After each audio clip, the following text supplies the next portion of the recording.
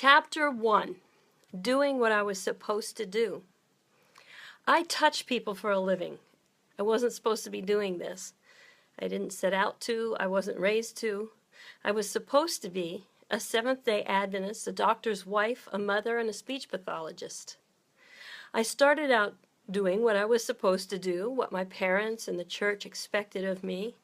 It involved hard work, dedication, perseverance, and a lot of studying far into the night, all in order to be prepared, to be ready to accomplish and achieve.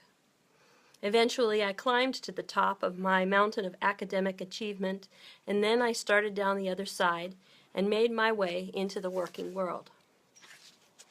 The path I'd traveled to get to this point had included countless hours spent studying language development, articulation, disfluency, aphasia, statistics.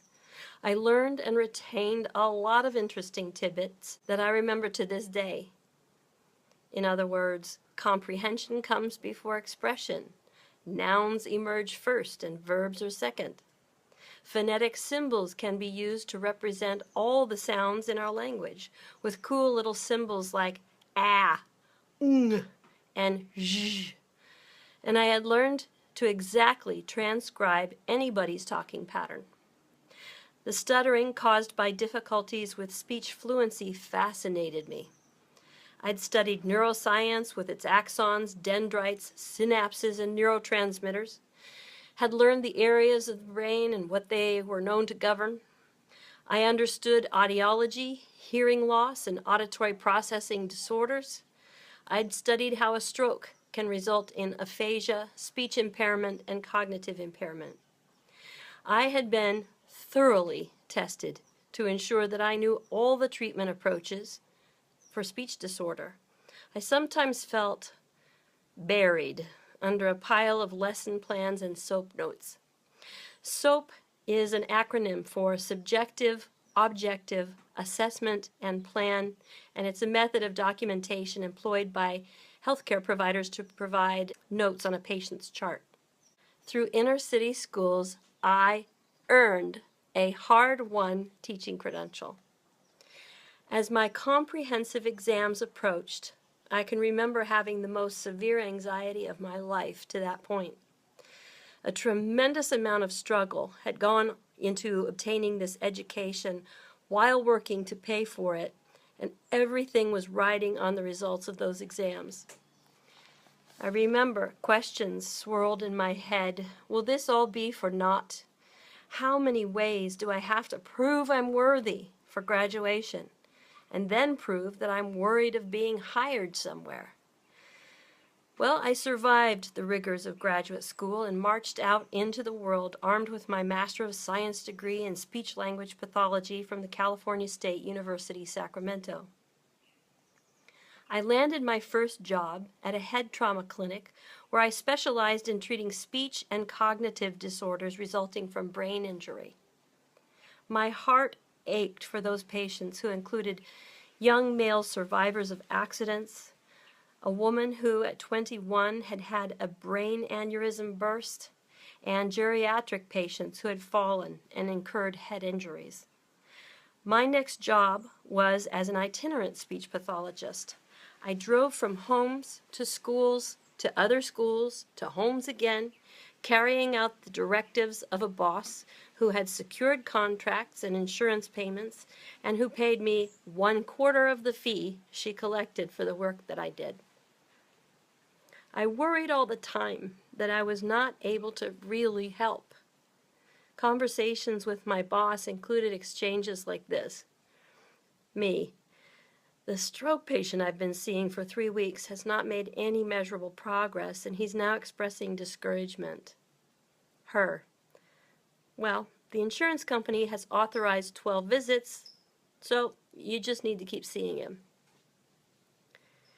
In my 4th year of practice, I began to experience physical symptoms, aches and pains in my back, arms, and legs.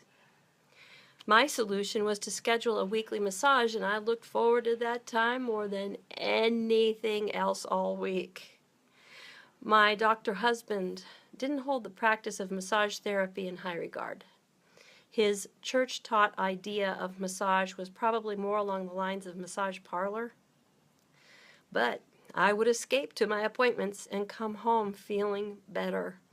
I didn't care if he thought I was being self-indulgent. It helped me to cope.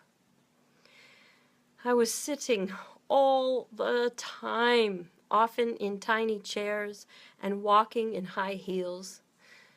When masseuse worked on my hips, back, and feet, it was absolute heaven. One day I blurted to her, "You must have the best job in the world because you know that right now, this minute, you're making someone feel better." Well, I didn't realize this was a person who was less limited in her thinking, someone who saw choice and possibilities everywhere. Someone who obviously didn't share my worldview, and in her naivete suggested that I get my massage therapy license. How ridiculous was that? I responded by saying, "I spent 7 years in college to do what I do for a living. I have 2 small children. I have a job and responsibilities. I can't do that." To which she responded, "I'll watch your kids for you." How ridiculous that she thought it could be that easy. 3 months later, I had my massage therapy license from the Santa Barbara School of Massage.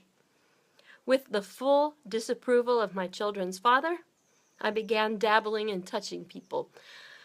Of course, it was just a hobby, just only a side interest. I loved it.